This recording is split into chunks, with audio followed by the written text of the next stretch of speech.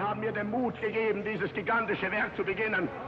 Sondern das kann ich sagen, den Mut habe ich nur gefasst, weil ich zwei Schichten kannte, den Bauer und den deutschen Arbeiter. Ich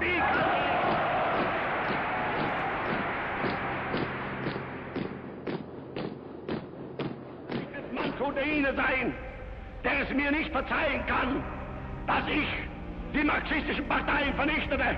Aber mein Freund, ich habe die anderen genauso vernichtet. Sie sind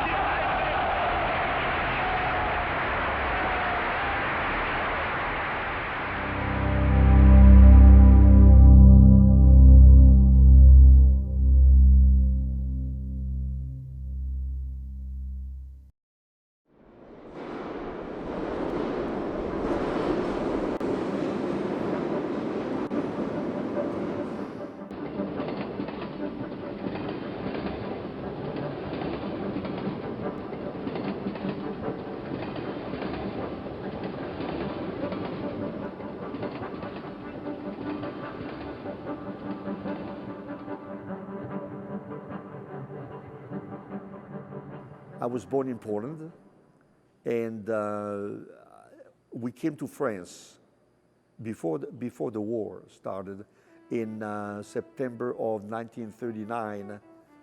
So my parents and I, we were already in Paris with my uncle. So we were safe. My mother took me back to Poland before the German invaded Poland to visit my grandparents, and I'm so glad that I had the opportunity to see them. I was only 5 years old, to see my uncles, nieces, and all that beautiful family of 17 people. Suwałki was a small town on the Russian border. There were overall, I would say, 2,500 Jewish families, all exterminated when the German invaded that town. They were all taken to Auschwitz and gone. 17 members of my family, all gone.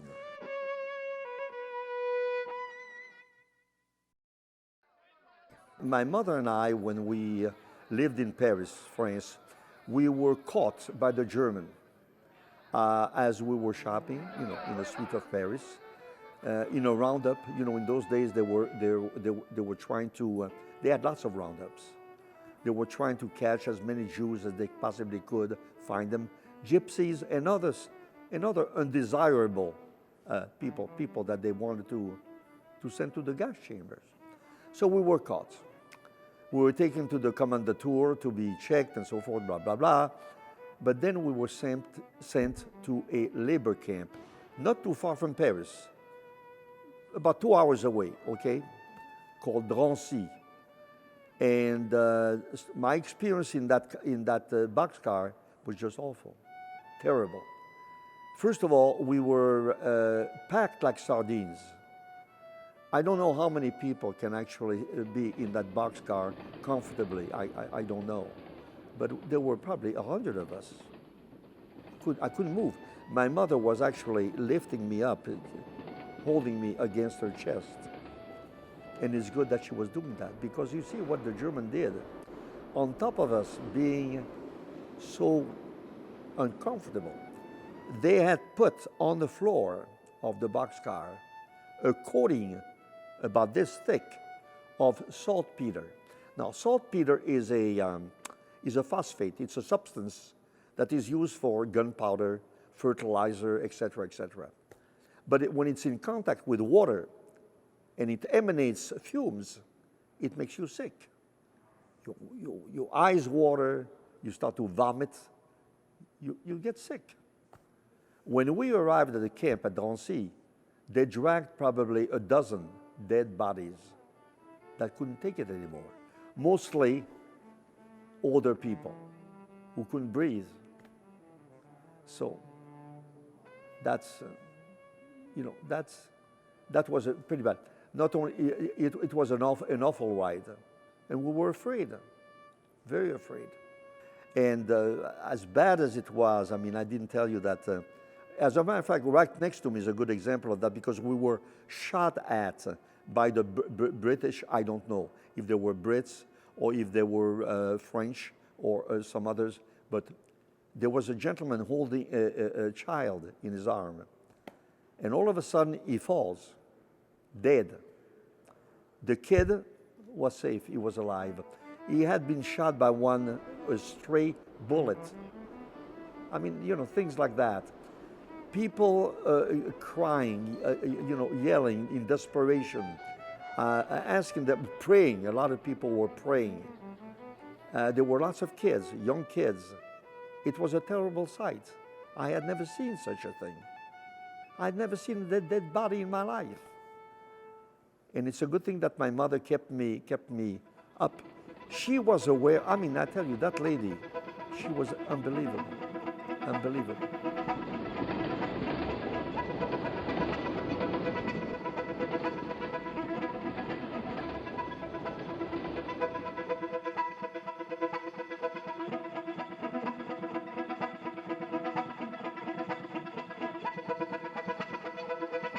A labor camp was a place where they would take the Jews and some other people to check them out, to make them work. There's no question about it. A labor camp, you worked from day to nightfall. But there, tattoo your left arm and give you a number and forget about your name. They didn't do that. We didn't get to that stage because we were able to escape because of my mother's good head. So that's where they make it like a triage, we call it in French, that they sort you out. Jewish, gypsies, and maybe some other nationalities, you know.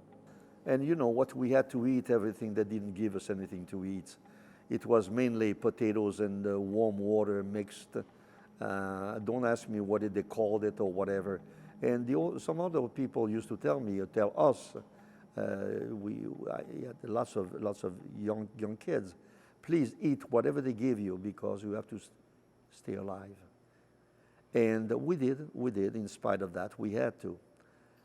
But the worst part was doing something that they made us do. You see, in a labor camp, they made us work very hard. And when you say us, especially older people, they would be outside, I mean, doing all kinds of chores that required a lot of strength, and they weren't able to perform. So they died. With lots of dead people on a weekly basis, people would die.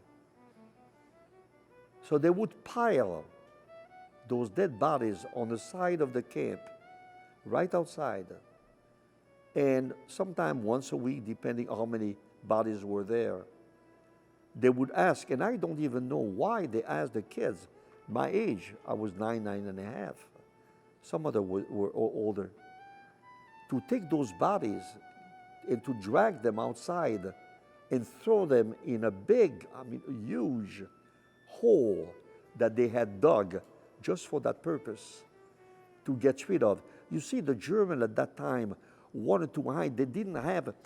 They wanted to kill as many Jews as possible and as fast as possible. They could never kill them as fast as they wanted to. It was awful. Can you imagine? I had never seen a dead body in my life, carrying a dead body, and throw it in a hole. And when the hole was filled with dead bodies, I'm assuming that they would cover it, and that was it. You know. So that was our life in Drancy.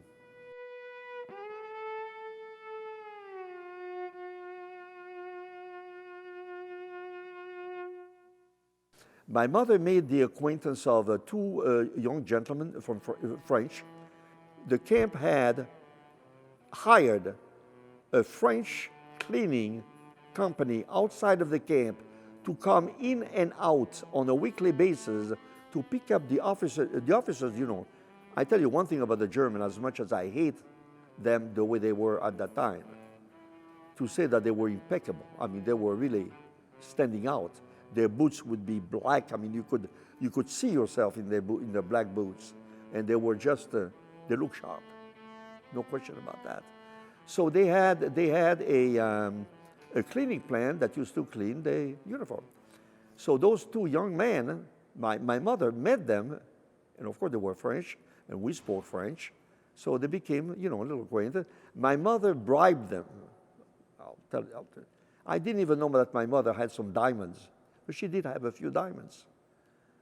And she offered them the diamonds, telling them, look, I've got a few diamonds in my hand here. They can be yours. They represent quite a bit of money.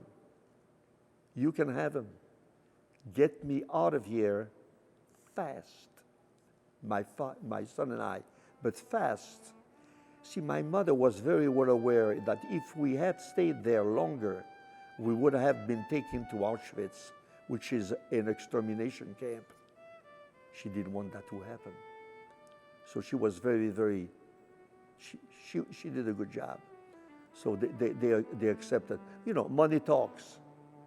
And they were young people. So it was one night when I heard them coming they came to me first, and one of them put his hand on my mouth, and he told me, he said, look, don't say, the one thing that we want to ask you, don't make any noise.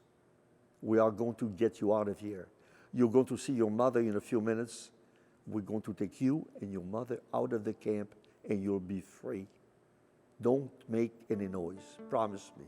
Oh, you bet your life I promise. I say, yes. Oui. Je le ferai. Je vous jure, oui. And nothing else was said. So it was really a scene. They put me in a burlap bag. You wouldn't fit in one of those. But I did at that time, You know what a burlap bag, a potato sack is, burlap, about this big. They put me in one of those, and they carried me like a bunch of potatoes. I really didn't care. And I liked their voice also, that was reassuring.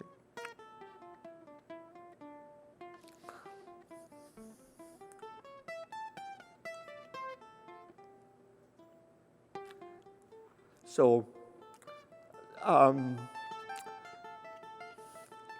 they picked me up and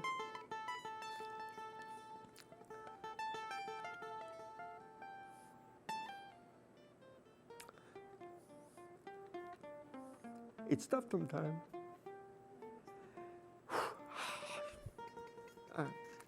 Yeah, it's sometimes it's you. They got me out, and they went to the other barrack, and they got my mother, and they put my mother in the back of the truck also, small truck, and they got us out of the camp. So that's how we survived, at least that episode, that part. Because of my mother.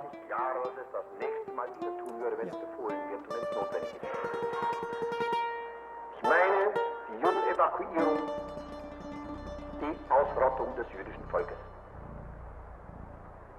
Es gehört zu den Dingen, die man leicht ausspricht. Das jüdische Volk wird ausgerottet. Das sagt Ihnen jede Parteigenosse. Ganz klar steht in unserem Programm drin, Ausschaltung der Juden, Ausrottung machen wir, Kleinigkeit. Und dann kommen sie alle. I stayed with about 5 different families for a period of over 2 years. But we're going to cover 2 families. The first one, we knew them very well, very, very well. We became good friends. And so this man who, and I told you, he drove me there from Issoudun, the small town where we lived, and he transported me in a small truck. And yes, he did transport me at first in a burlap bag, but then he put me in a wine barrel. And that wasn't very, very, very, pretty bad experience. To this day, and I don't know if I told you that before when we spoke, that I always ask him, I say, Monsieur Tonnerre was his name. And I say, Monsieur Tonnerre, I didn't mind it so much that you put me in a wine barrel. I was already used to being mistreated and be carried with whatever it is. And you did the very best you could to help me. But why couldn't you have left some wine at the bottom of, leave some wine in the bottom of the barrel? made my trip a little more pleasant. Give me a little joy. I know I was 10 years old. For you, it may sound strange because in America, well, the 10-year-old don't drink wine. But you know, in France, I mean, I don't even know the color of milk. Yeah, I drank wine when I was probably 5 years old or 2 or 3 years old. I don't know. So he always laugh. I mean, we have a good time. He's still alive. I mean, Monsieur Tonnerre is still alive. He's probably going to be, I hope to see him this year when I go back to France. So it was very nice. So, you know, we traveled, and I think I mentioned that. We were stopped several times, but without going into great details, I stayed with the Bugeaud family, that was their name. Fine people, beautiful people. And they put me in an attic, a very small attic. I could hardly stand up in the attic, but I had to stay there all day long. I couldn't go outside because they were afraid that if, God forbid, I would be seen by neighbors. You know, in a small place, a small village, people start talking. Who is this kid? Who is it? They didn't want that to happen. So it's only at night that I would go out with Monsieur Bugeaud, the owner, and I would go in the wood. He would take me in the woods, and he would teach me how to shoot a rifle, how to catch wildlife like rabbits, pheasants, how to prepare to make a trap. It was very interesting. He taught me a lot. Survival, more or less, you know, in the woods. But that didn't happen too often, and we didn't stay out very late. So, but it was something that made me a little happier, I should say.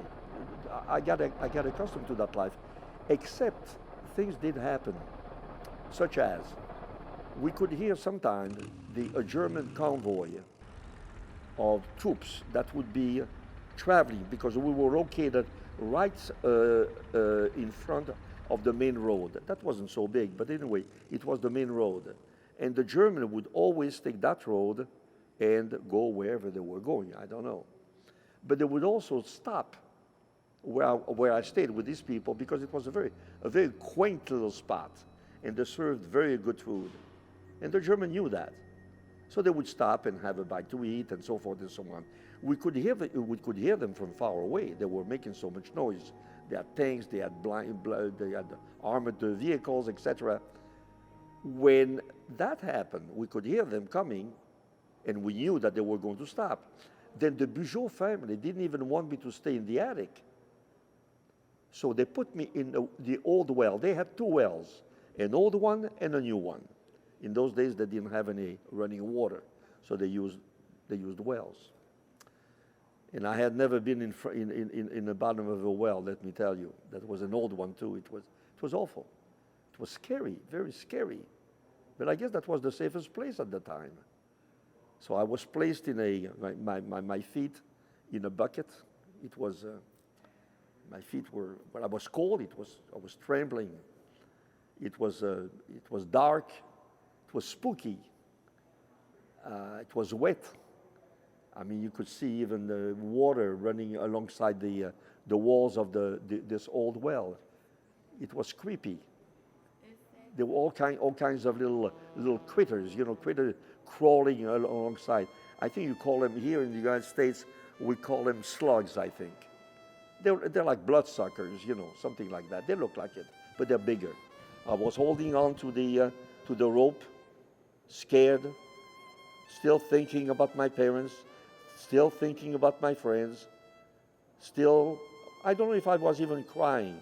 I think I had already lost all the tears. They were gone.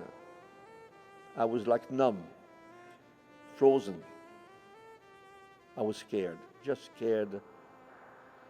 Almost 10 years old, and it was pretty bad, very bad. Sometimes I stayed in a well for, it depends. I waited until the German would leave. Then they would signal me to come up, or they would lift me up with a rope. But sometimes I would stay, I would say an hour, probably more sometimes. I don't really recall to tell you the truth.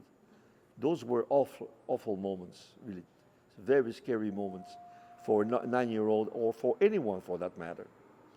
But these people were good for me. These people are really the heroes. They should.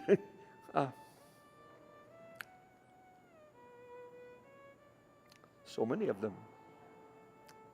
And none of them are alive except one now. Why? Why did they do that? Lots of people did ask them. I wasn't the only one. I mean, there were hundreds of thousands of kids, my age, younger, older, who were also in hiding, and they asked themselves the same question. But there was one that came out of a Frenchman's mouth, and that was, it seemed that was the right thing to do at the time. That's right. So I guess that's what they did. They did it because it was a good thing to do.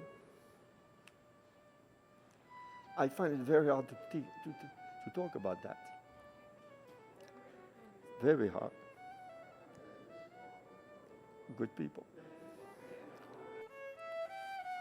Oh my God, if they had been caught, you see, that's why I say, they were risking their lives. They were risking their property. I mean, the Germans killed lots of those people.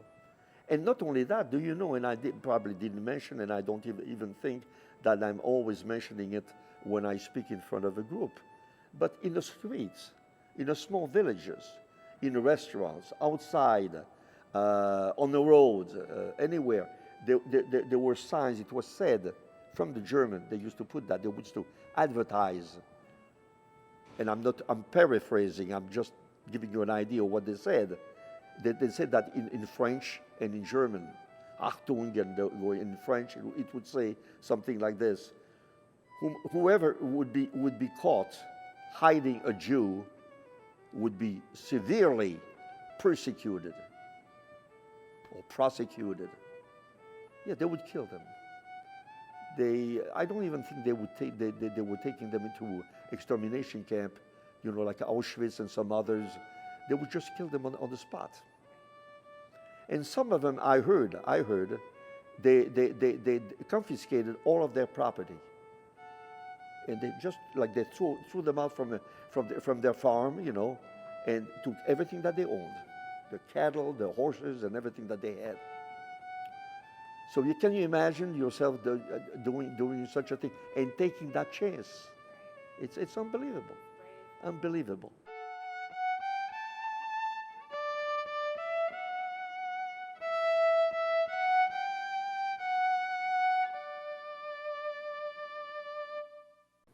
Those people, like the family, I remember, I don't remember all of them. There were so many people involved in my life when I was at that age, like the Bugeaud family, the innkeepers, and then the Glomo family, the farmers. And there was another family called the Cacard. You see, that stays with you after, how many years it's been? 60, 70 years already. And the Couderchon, that was another family. The others I don't even remember, and only one is left. We call them now, they call the just, the righteous, the righteous. We celebrate their memory. I will never forget these people. I did it on my own way. I mean, I wrote a lot about these people. I did the best I could.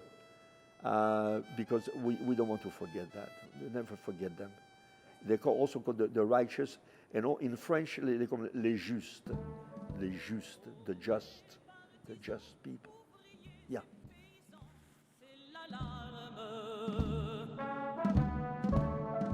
Ce soir, l'ennemi connaîtra le prix du sang et des larmes. When my father took me to the man who put me in that burlap bag, I keep on remind me of the burlap bag and the barrel. At that time, when he knew that I was on my way to a safe place, then he joined the underground. The underground, in those days, they were called they were patriots. They were fighting the Germans. So he joined a group that was stationed outside of a city called Limoges. Also, not too far, nothing was far. France is a small country, and we We only stayed in that particular region, the center part of France. So he was in the near Limoges in a camp. He knew lots of his friends also had joined the underground and were fighting against the German in their own way. They were getting all of the armament, all of their supplies was parachuted by the British, like almost like every night. They would get, you would see the parachutes actually falling down slowly, and that were actually carrying ammunition and weapons, food, clothing, all kinds of things that they would need, because they were actually staying in the tents. It was like a camping ground, you know. But they had so many of them. They were all over the place, fighting the Germans in their own way, derailing trains. That was one of their main objective. Anything that would slow down the march of the German, anything that would harass the German. And the Germans were actually afraid of them. They were very, very, very strong. There were so many of them. Patriots. Young people, some of them too young to fight, that never knew that they were going to have to fight. But they were placed in that position at that time, and they were courageous enough to do it. We're going to get rid of those. They call them les Boches. So many things to say.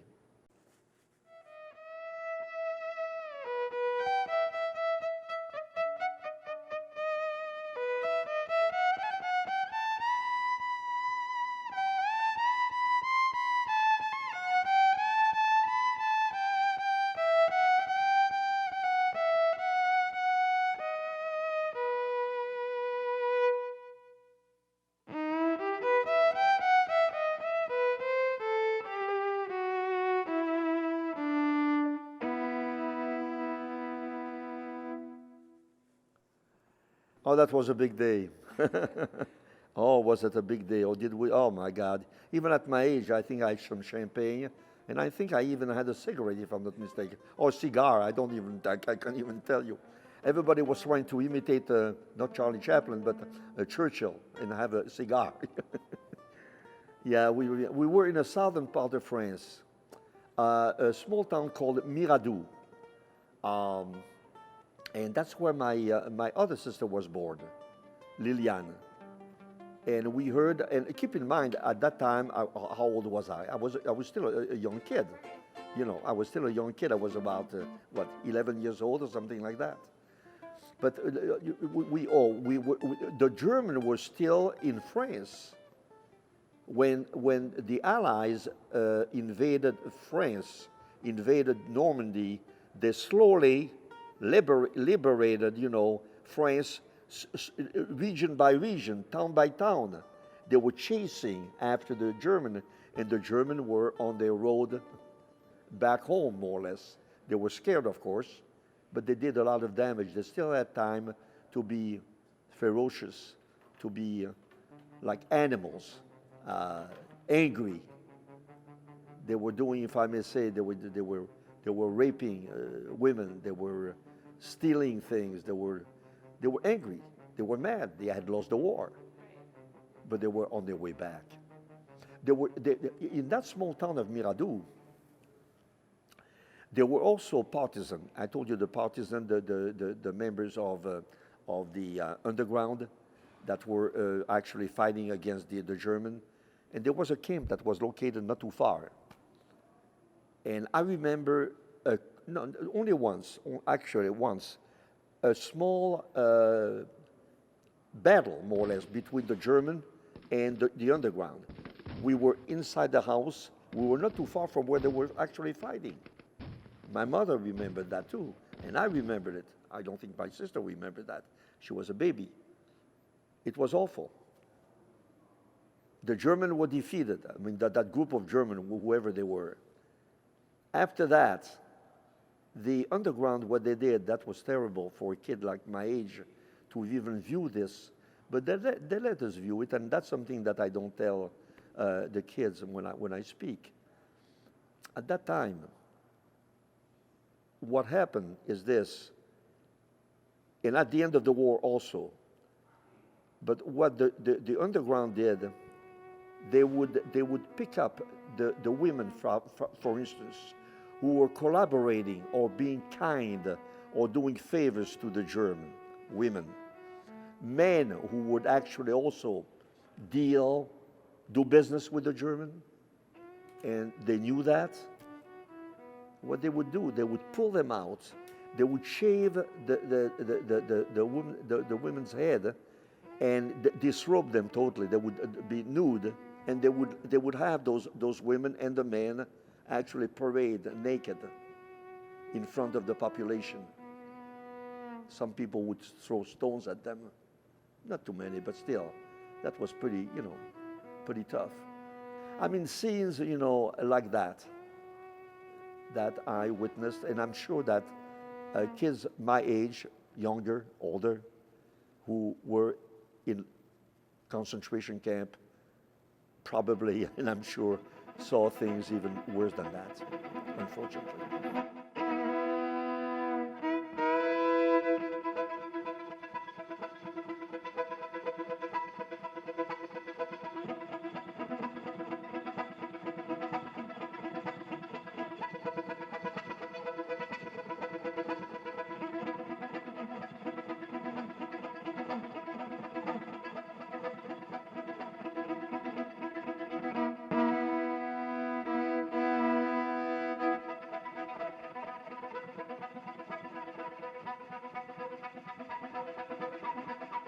I've been telling my story, my experiences, for a very long time, over 20 years. Even before the museum, this museum was built. It used to be at the Jewish Community Center. And why do I do it? First of all, the main reason actually, so that I tell my story like so many thousands and tens of thousands people have done, telling the story. We want people to be aware of what happened. We don't want this to die. It should never die. It should stay alive. To keep that alive. If we keep that alive,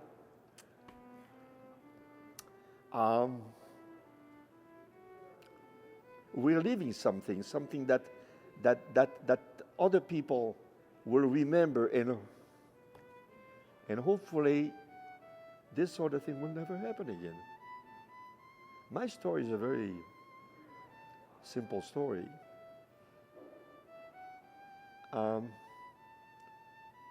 I have heard other people's stories, much more horrible than mine. They went through lots of things that I didn't have to go through. And because my mother, I was still protected. So why? It's a big question. I can go on, and sometimes, at the beginning when I started talking about it, speaking about it, I was choking, and I'm choking right now when I start talking about certain things. Can't help it. But at the beginning, I had to stop, and I had to go out to find an excuse. I have to go to the bathroom, I couldn't talk. I couldn't speak about the experience of what I went through. Now it's much easier, what it should be after 20 years. We don't want that to die. We don't want that. Well, that's why we have this museum. That's why we have the thousands and thousands of pictures and films, and the film, and the people like Spielberg, sending. I don't know how many people he sent all over the United States, all over the world, to meet survivors of the Holocaust and have them and record their stories. There's libraries all over the country, in every single town, major city, where they have a museum. There are tapes. My tape, my small story, mini, not too much, but still part of it's like putting a place like a puzzle, putting things together. How does it make you feel that you know that? Well, it makes me feel good. I feel that I'm accomplishing something, that I'm contributing to something, that I'm not just letting that pass and say, you know, keep in mind that, you know, lots of people are not talking, it's speaking about it because they can't. My mother never could. And I'm sure that she suffered more.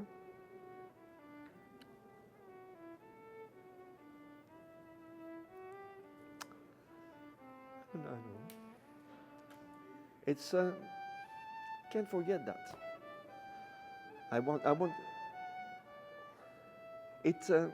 It gives me a great deal of satisfaction to see those youngsters come in, you know, with the schools, with their parents, and listen to me. And listen to other survivors. The trouble that we have right now is that there aren't too many of us anymore.